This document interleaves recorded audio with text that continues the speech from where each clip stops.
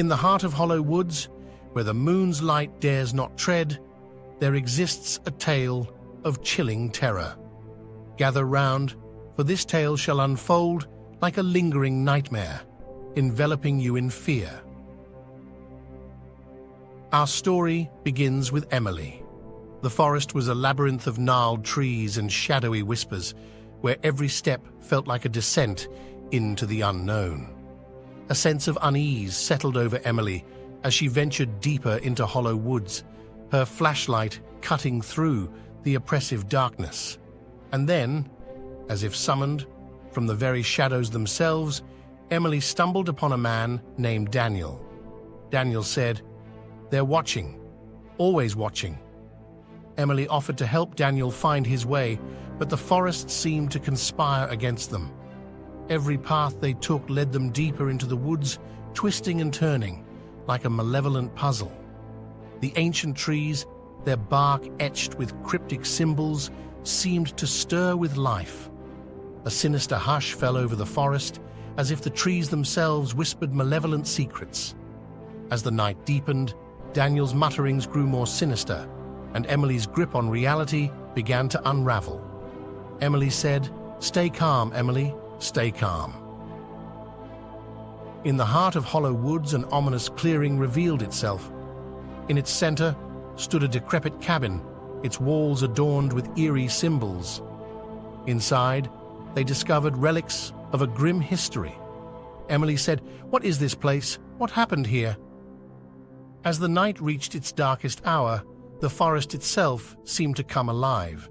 Emily said, "Daniel? Daniel." Emily awoke, her mind fractured by the terrors she had witnessed.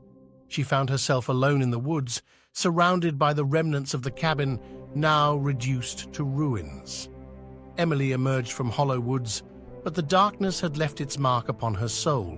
In the aftermath of her harrowing experience in hollow woods, Emily couldn't shake the feeling that something had followed her back. The air in her small town felt heavy with an unspoken dread, as if the malevolent force that had haunted the forest had now taken residence in the very heart of the community. Emily began to investigate the history of hollow woods, seeking answers to the mysteries that had ensnared her. She delved into old archives, interviewed local historians, and pored over ancient manuscripts that spoke of curses and dark rituals tied to the woods. The more she uncovered, the deeper the rabbit hole seemed to go. One evening, as she was sorting through dusty books in the dimly lit local library, Emily met a peculiar old man named Edgar. He had an uncanny knowledge of the woods and its dark secrets. With gnarled fingers, he pointed to a passage in a centuries-old book that spoke of a ritual to summon a malevolent spirit and bind it to the forest. The description matched the symbols she had seen in the cabin. Emily said, "Do you think this is what Daniel was talking about? The spirits watching, always watching?" Edgar nodded gravely. "You've stumbled upon something ancient and sinister, my dear. Those who meddle with such forces often pay a terrible price."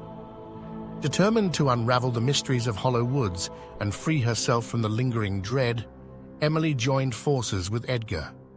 Together, they delved deeper into the forest's secrets, deciphering cryptic clues and unearthing forgotten legends that told of a curse that could only be broken by a willing sacrifice.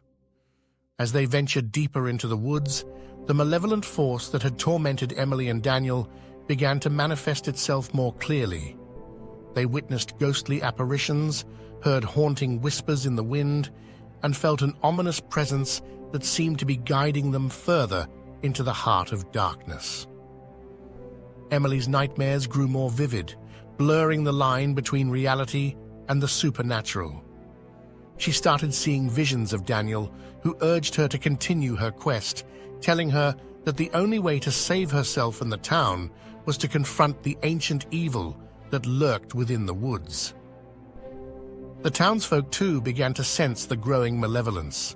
They gathered, fearful and anxious, whispering tales of strange occurrences and bad omens.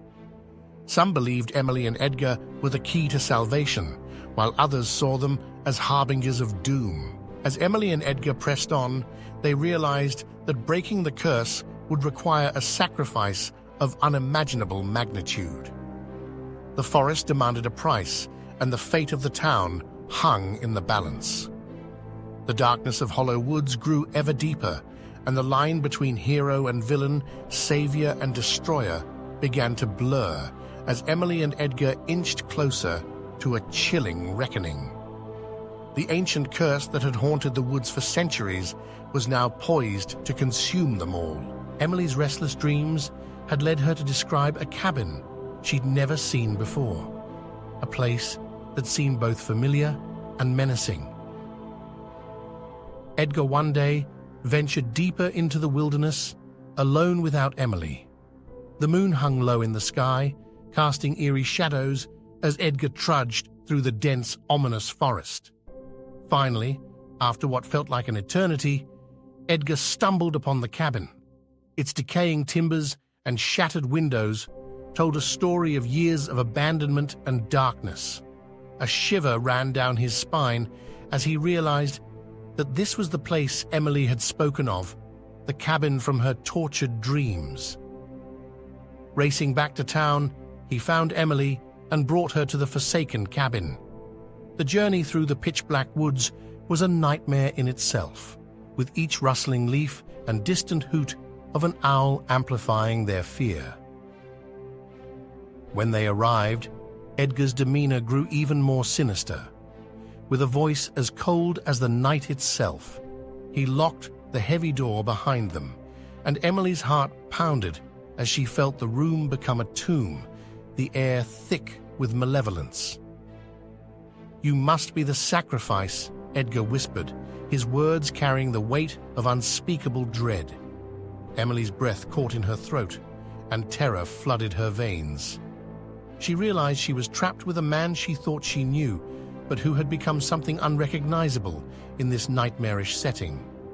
As he refused to divulge his sinister plans, Emily's fate seemed sealed in this isolated and desolate place. The town was soon awash with missing posters of Emily, her smiling face now hauntingly absent from everyday life. Meanwhile, John, a student who had only glimpsed Emily's face in passing, was struck by an uncanny sense of déjà vu when he saw her poster. She was the woman who had haunted his own dreams. His mind raced, connecting the pieces of this chilling puzzle. Terrified but determined, he rushed to the local police station to share his haunting revelation. The officers listened intently to John's eerie account, promising to investigate this bizarre and terrifying situation. Minutes later, a mysterious figure slowly approached John, his silhouette dancing eerily in the dimly lit corridor. The stranger drew nearer, revealing his face as he introduced himself. "Hello, John. I'm Edgar. I'm here to help you." The chilling story was just beginning, and the mysteries lurking in the shadows were far from being unraveled.